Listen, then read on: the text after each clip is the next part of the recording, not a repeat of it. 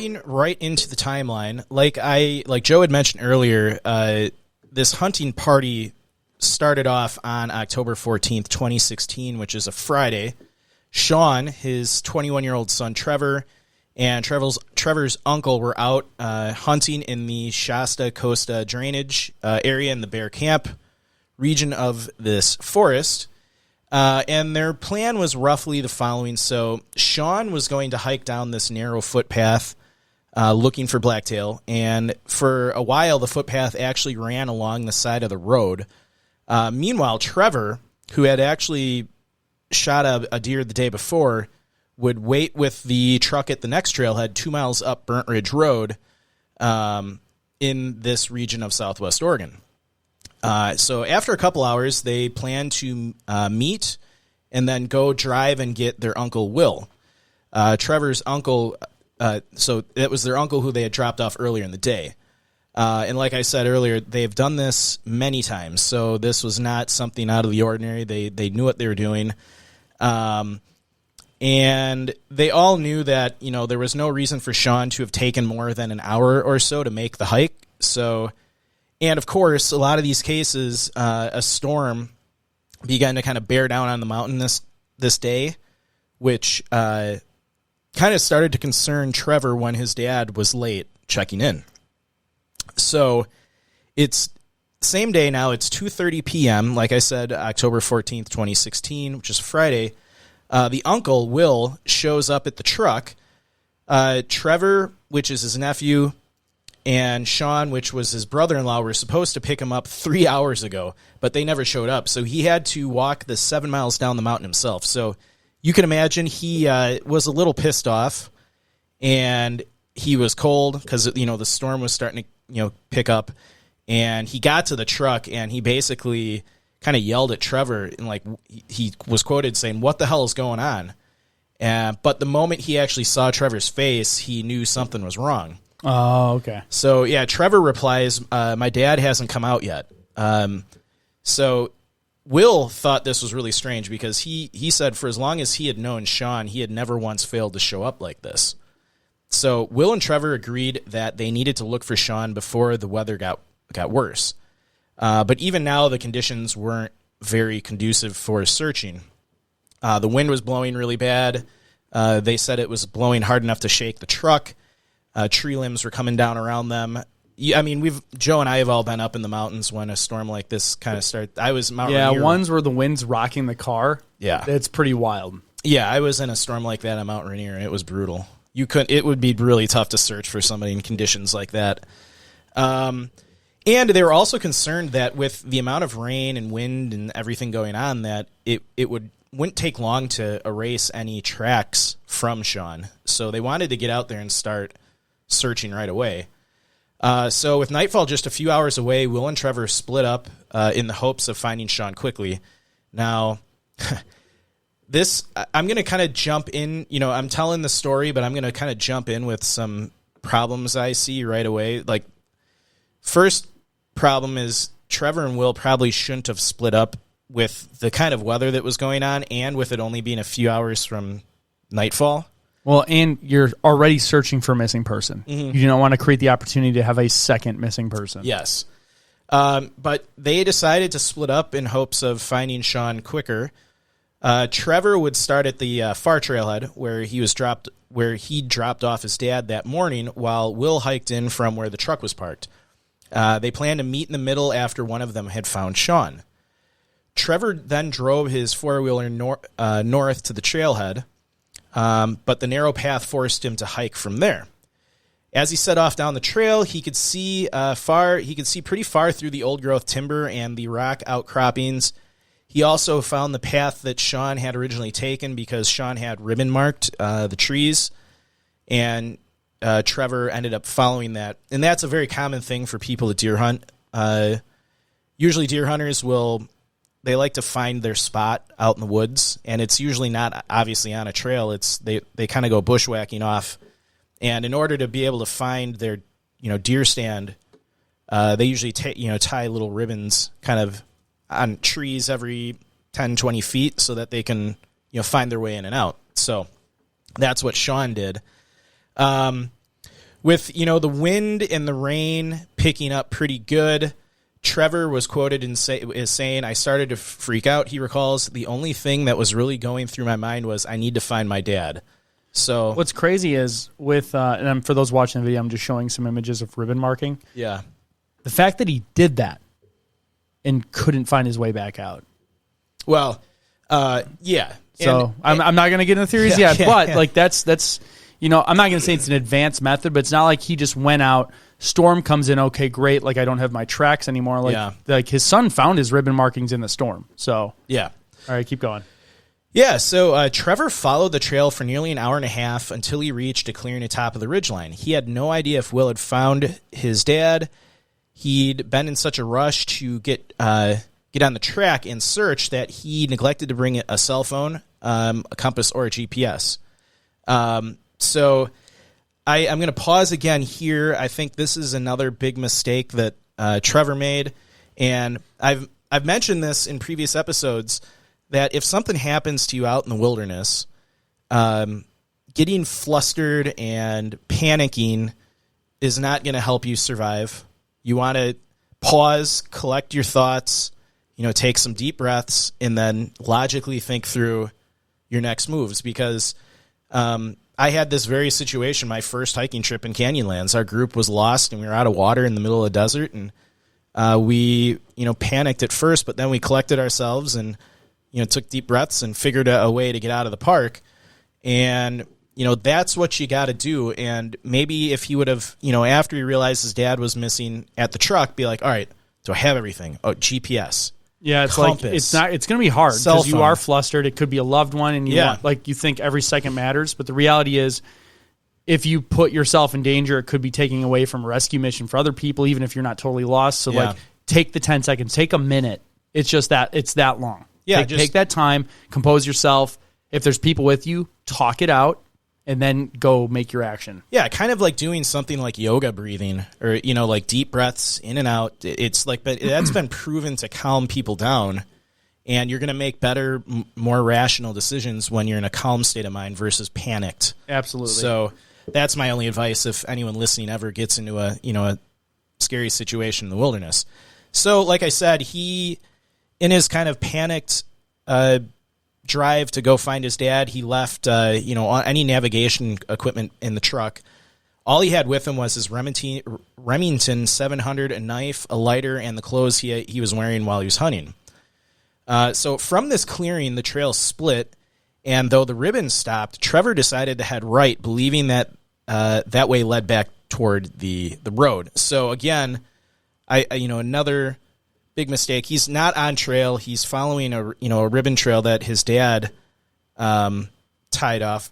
We think it might have not even been Shawn's. Yeah, but even then, he was following that. Like, you should probably take that back. Yeah, I mean, with the weather conditions, and so me personally, even if I was looking for my dad or uncle or somebody with nightfall coming, if I didn't have the gear necessary, I would probably turn around and head back out, because especially in the mountains. I mean, it's not like they're in northern Wisconsin where it's flat. Yep. And it sounds like he doesn't have a headlamp with him. So, but he decided to, head right at that clearing. So the trees that engulfed him made it difficult to gauge where he was going, and it was getting dark very fast, and the rain was intensifying. So he became desperate to find his way back. He was quoted in saying, "I just wanted to get to the pickup," he says. "I wanted to see if my uncle found my dad." So as he was going, the underbrush was growing thicker, and Trevor was pushing his way through as fast as he could. After another mile or so, he stumbled upon a deep draw with a creek at the bottom. He could barely see as he kind of slowly worked his way down the slope. Suddenly, his feet kicked out from under him, and he tumbled to the bottom. After a moment, he managed to stand up and collect himself, and he was kind of shaken up but uninjured, thankfully. So he looked up towards the ridges that surrounded him, and he described it as walls of blackness, and he's like, "I'm lost." So he was lost, but he knew that he'd be worse off continuing blind than he would be making a camp. So a really smart thing he did and we've said this a lot in other episodes, is as soon as you come to the realization that you're missing or that you're lost, the worst thing you can probably do at that point is blindly walk around, walk in any direction at that point, because you're already lost. You don't know where you are, especially if you don't have any navigation equipment. If you have a compass and know how to use it, you could probably, figure your way out of there. Yeah. But if you're following it the whole way in, you can know if you're going back the right way. But he made a really smart decision by deciding, you know what, I'm going to set up a camp and I'm going to try to survive as long as I can, and hopefully search and rescue will eventually find me. And that's really good advice for anyone who gets lost deep in the wilderness. Like, stay put.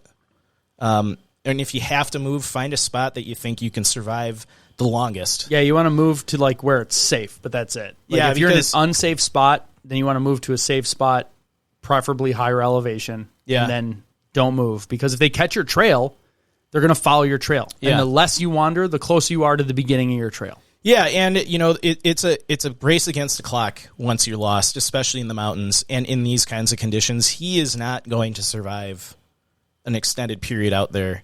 Yeah, with no gear. Basically no gear. It's going to be getting cold and rain. Rain is coming down. So, great decision by Trevor to stay put. So it goes on, he tried to imagine his dad somewhere out there alone. I kept telling myself over and over that my dad had made it out, that he was with my uncle. So you got to think, like, this kid, 21-year-old kid, he's freaking out. He's lost. His dad's lost. Like, I can't imagine what's going through his mind. Like, it's got to be crazy. So I'd be panicking. Yeah. At that age. Oh yeah. So the rest of the timeline, I'm going to be kind of jumping in between different timelines. So I'm going to be, there's going to be a search and rescue timeline. I'll try to distinguish between them. There's going to be a timeline for Stephanie, the wife, and then a timeline for Trevor, because there's different stuff going on with all of these people. So it's still October 14th, 2016. It's now 7 p.m.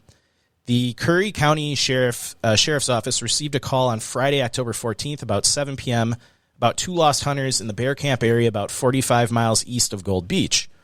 Curry County Sheriff's Office Sergeant Ted Heath and several search and rescue members responded to the area and determined that the 2 missing were the father and son, both of, I believe that's Coos Bay. SAR members were actually not able to deploy into the massive area due to darkness and the weather, but they were actually still out there all night driving the roads in the area, probably honking their horns and yelling, trying to maybe see if they can, find them. But sure, the weather was so bad, and it's tough starting a search off in the dark. So they really had no choice but to wait until first light. Mm-hmm. So we're still on the search and rescue timeline here. So now it is October 15th, 2016, which is Saturday. Curry County Sheriff's SAR members, assisted by local residents with knowledge of the area, hiked into the area and spent the day in bad weather searching for both Shawn and Trevor. A call was placed for additional resources from the Corsair counties, along with requests for helicopters. The search, again, that day ended at dark with no sign of the men. Again, the SAR members continued to drive the roads throughout Saturday night. The Curry Coastal Pilot actually reported that day that their vehicle was found Saturday near Squirrel Peak, about 15 miles east of Agnes. So now we're on the same day, but we're switching over to the timeline of Stephanie Higgins. So it's October 15th, 2016 at 5 a.m. Stephanie Higgins woke to knocking on her door. It was her father, David Pettit, who lived a house over. That night, Will, after failing to reconnect with Trevor, had phoned his wife back in Coos Bay, a small community on the Oregon coast where they all lived. So he told me about Shawn first, and she flipped out. And then Stephanie goes on to say, it took him a minute to tell me about Trevor. So, she was freaking out that her husband's... Can you imagine that? Oh. Your husband's missing. Oh, and so is your son. Yeah, that's... I can't imagine. I wouldn't even. I'd be like, your husband and your son are missing. Like, I would have to get it over with. Yeah. So Stephanie's father and sister got her in the car, and they set out for the Rogue River Siskiyou National Forest, about 3 hours away. They arrived at the trailhead about an hour before rescuers. Stephanie waited and watched, hoping Shawn and Trevor would come out at any moment, but no one would let her join the search, fearing she assumed that she might see something she'd never forget. So I don't think searchers... So she thinks they didn't let her on the search because, what if they find a body and it's, Shawn or Trevor? I'm guessing they probably didn't let her on the search because we've seen this in other searches where a lot of people want to help, but they're not equipped. Yeah, if it's not flat ground, like open field where you're doing arm in arm, if it's more technical, it's like you could run the risk of losing, regardless if it's her family, like if it's just a person who doesn't know how to do it. Yeah. Now you have to potentially you lose resources to go search for that person. Yeah, or she could get injured. And exactly.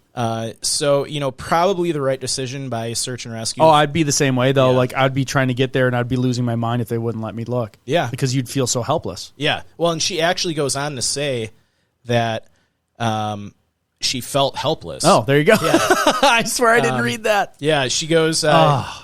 If she were the one who had vanished, there was no way that Shawn and Trevor wouldn't be out looking for me. We are not a sit around and wait for crap to happen kind of people. So I feel her anguish there. It would be tough. You'd want to be out there looking. You'd have to cuff me to a tree or something. Yeah, so as the morning wore on, more people came to help, guys Shawn had worked construction jobs with and friends from their town. Search parties were formed, dog teams were dispatched, and reinforcements were called in.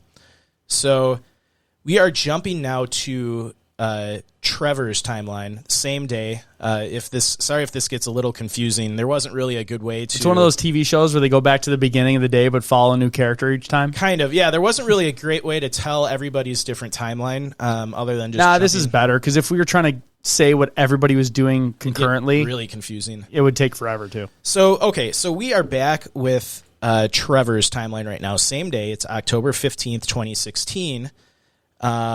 And it's around dawn, and we know that at this point, Trevor was only about 3 miles away from where the search and rescue teams were operating. So that's amazing. You realize in some of these cases that people that are missing aren't that far away. Like, they're pretty close. Yeah. You can't walk very far in the woods. Yeah. It's hard. Elevation, you got thick, and these guys weren't on trails. They were just walking, through the middle of the woods. So. Yep. About 3 miles away, Trevor woke up cold and wet at dawn on Saturday. In the night, he had made a shelter from downed limbs and dead bark, leaning them against a tree. He tried to start a fire with wood shavings and small strips of clothing, but he couldn't get his lighter to work, and everything was damp and soaked. Good little advice for people is bring waterproof matches in a little canister with you. I've had lighters out in the woods that have, if it gets too damp, you're not going to be able to get that lighter to work. So it's always a good idea to bring some waterproof matches, and there's even some fire starter gel that you can buy that if it's raining or if it's really damp conditions, that even with that gel you could probably get a fire going. So yeah. Unfortunately, he couldn't get a fire going that night. So it's now mid-morning on Saturday, October 15th, 2016. We're still with Trevor's timeline. So by mid-morning, lightning was cracking across the sky as Trevor gathered his gear and set out into the storm. He headed towards where he thought the road might be, just 40 yards from the shelter. Something told him to stop. He went on to quote, "My dad had plenty of friends who had hunted the area with him for years," he says. "They could be looking for him. Plus, he trusted that his uncle had found his dad and that together they would be searching. I wasn't sure exactly what was going on, so I figured I'd try to set myself up to where I could survive as long as possible." So he thought about leaving the camp he'd set up, but he decided to stay there, and he's like, "I'm staying here until I'm dead." So hopefully someone finds me before that happens. Yeah. That's a tough decision. Yeah. A smart one. It's smart for him. Yeah, so he spent the rest of the day rebuilding his shelter, using an extra raincoat to better insulate the structure and to collect rainwater. He tried to make a fire again, but it was useless. There was little to do but wait. Trevor passed the time in the shelter listening for noises in the distance. He said it rained off and on, during the day and night, but whenever there was a break, he'd walk a little, call out, and wait for a response. So first day, Saturday, that Trevor was in the woods, he didn't see anybody, didn't hear anything. So we're back onto the search and rescue timeline. It is now Sunday, October 16th, 2016. About 80 SAR members from several counties, along with family and friends of Shawn and Trevor, arrived on Sunday and continued searching the area.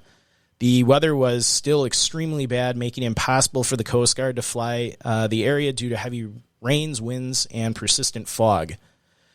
Searchers continued searching till dark once again, but they had no clues to indicate where the two were. SAR members continued to drive the roads throughout the night. So another day of full searching, no signs of either of them. We are still on the SAR timeline. It is now Monday, October 17th, 2016. So the search continued on Monday with a large mixture of search and rescue personnel and non-search and rescue volunteers. Again, about 80 searchers combed the areas above and below the High Ridge Trail and down into the Shasta Costa drainage. The weather was still pretty bad this day, with heavy rains and fog making the search difficult. And with all the rains, the creeks and drainages were full of rushing waters, and along with the wind, made it impossible to hear in the search areas. So that's the thing you don't think about, too. If there's a lot of flowing water in an area where people are searching, we've been around rivers and stuff on our hikes, and the closer you get, they get loud, especially after a heavy rain. So it's just another thing that kind of hampered the search. So by the end of the 17th, search and rescue, again, no clues of where Shawn and Trevor were, and then they suspended the search for the night. So we are going to stay on the same day, and we're going to jump back to Trevor's timeline. So it is now late in the day on Monday, October 17th, 2016. So this is now the fourth day that Trevor's been out in the woods, counting the first day that he went hunting. And he actually hiked up a hill and heard dogs barking. He blew a whistle he had made from an empty shell casing, hoping to get their attention. So you know what I'm getting from this entire story is this kid actually is pretty savvy. Even though he forgot his gear and stuff, I think we can excuse that. His dad's missing. Exactly. I think he was panicking. But he made a really good decision to stay put. It sounds like he built a pretty good little campsite. He survived 4 days in cold, wet weather. Yeah. And without hypothermia setting in yet. So that's a pretty dang good shelter and sleeping area. Yeah. I mean, he was able to collect rainwater to stay hydrated, which is very important. He made a whistle out of an empty, shell casing. I mean, pretty good stuff by Trevor here. So like we said, he was blowing that whistle, hoping to get their attention. Then came the sound of people talking. He yelled and blew the whistle more, but soon the woods fell silent. So, somebody was in the area, but they just couldn't hear him. Oh no! Yeah. Did he not have his gun to shoot or anything? Well, he did shoot that a few times later on in the timeline here. Oh, so he didn't have it with him? Yeah. Well, he had a Remington 700 with him, so he had a rifle with him. I'm saying at that time where he heard maybe people, not, yeah. Or he didn't think about it. Okay. So he goes on to think maybe rescuers are narrowing in. He thought at mid-morning came another sign of hope. A helicopter appeared flying within 100 yards of his shelter. Oh. He ran into a nearby... But it's down trees. They probably can't see it. Yeah, so he ran into a nearby clearing and waved, frantically waved. He signaled by firing his rifle into the air 3 times, but the chopper moved on. Oh, you wouldn't hear that from a helicopter. No, and, Trevor goes on to say, that was honestly the worst point of his, getting lost so far, seeing a helicopter 100 yards away and they miss him. Yeah. So he goes on to say it was surreal, coming to terms with the thought that this might be the end, that he might die before his parents and grandparents. He goes on to say, you want to at least be able to say goodbye to everybody. Though still he tried to stay calm, he had to make it back for his dad. He goes on to say it would destroy him if I had gotten lost out there and had never been found. So, That's so terrible. I just can't imagine, being in his position. It's got to be terrifying and demoralizing. Well, like feeling like the end is near and he feels guilty. Yeah. That's terrible. That's tough.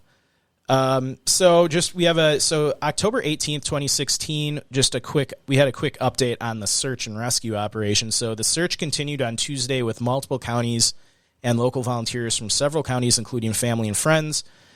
Several helicopters were on standby if the skies clear. So the theme of this search is that the weather was really terrible and hampered a lot of the aerial searching. So jumping back to Trevor's timeline, same day, October 18th, 2016.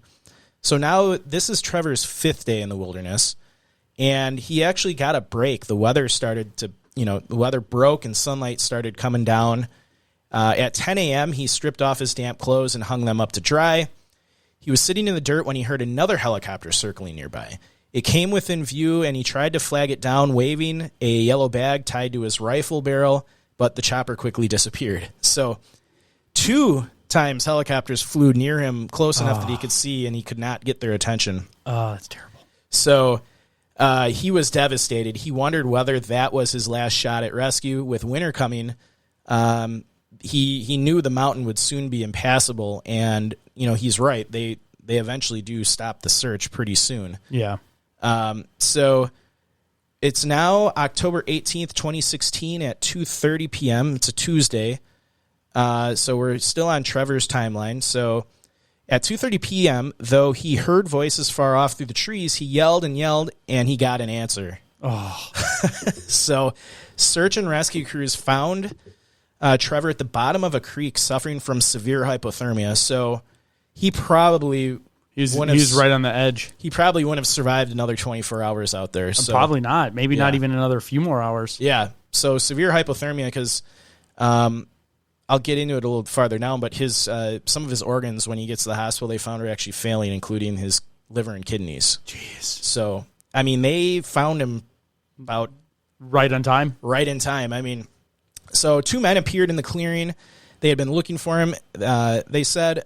And then Trevor responded, "What took you so long?"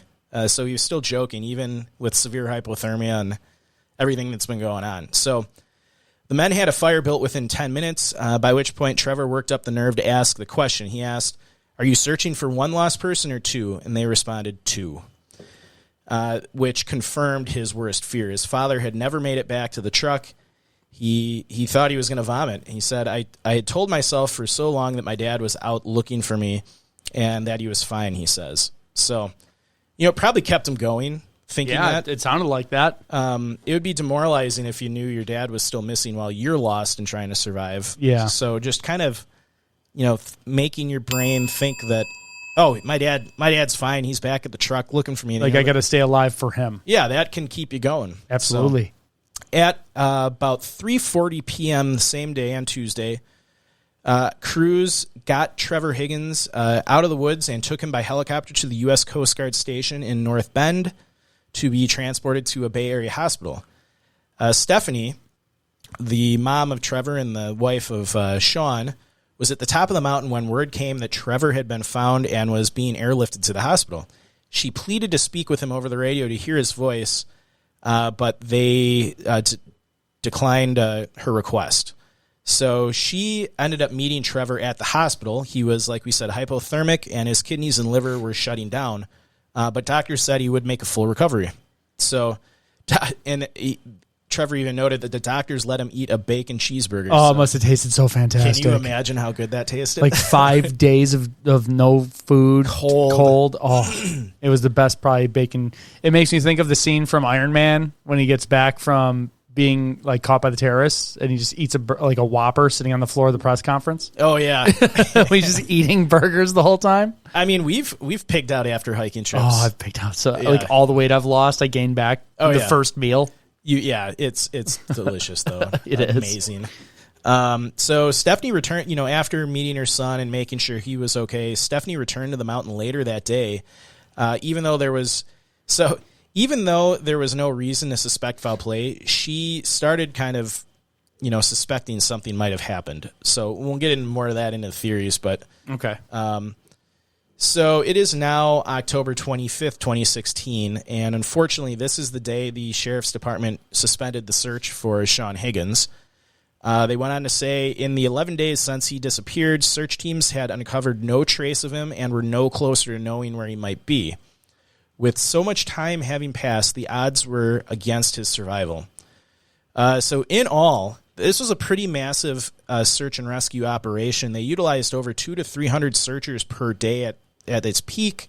It was 11 days. Yeah, they had drones in the air, they had helicopters when the weather permitted, and they had several K-9 units scouring the ground. But as you can imagine, with that kind of terrible weather, it would be probably really tough for any kind of dog unit to pick up on, especially based on what the terrain sounds like. Yeah.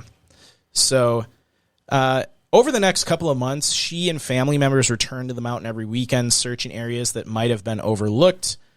But by early December, snow had blanketed the mountain, halting their efforts, but they continued to talk about coming back out there in the spring. So it's now early June of 2017. Once the snow had melted off the top of the mountain, Trevor and about a dozen of Shawn's friends hiked down into the canyons, beginning in the deepest, darkest holes. Trevor was nervous about going back into the woods again. He was quoted saying, "I don't know if I would want to see his body if he wasn't alive," which I don't blame him. That would be... I can't believe he went down just like him, maybe having a little PTSD from having to survive there himself. Yeah. So Stephanie, meanwhile, waited at the top of the mountain, hoping for news. After 3 days, the group had found nothing. She was quoted as saying, "It's weird, it's confusing, it's frustrating, it's heartbreaking. I just really, really like him and want him to come back." So, and then, of course, Oregon law Oregon, I said it wrong. You did. Oregon, you call yourself. I know. Oregon law requires that 5 years pass before a missing person can be considered legally dead, which means Shawn's family cannot collect his life insurance or even sell his truck unless a body is found.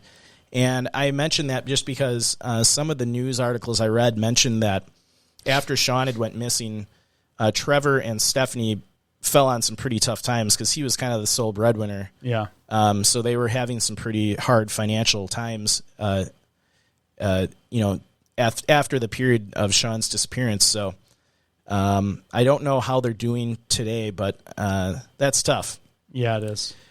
So as I wrap up the timeline, I really just had one observation, and we've made this before in other cases, but Shawn had layers of clothing. He had a gun, bullets. Nothing was ever found. None of his clothing. A gun is not going to easily wash away. They're pretty heavy. Mm-hmm. It's not going to degrade. Yeah, it'll survive the elements pretty well. Yeah, as soon as the snow melts, you'll see it. So yeah, it's just strange that nothing was ever found of him. And this isn't necessarily terrain like our previous episode 2 episodes ago with was his name Dave Cook? I think so. And the terrain he was climbing in was very rugged and mountainous. This area is mountainous, but it's not technical. The foliage is a lot thicker, so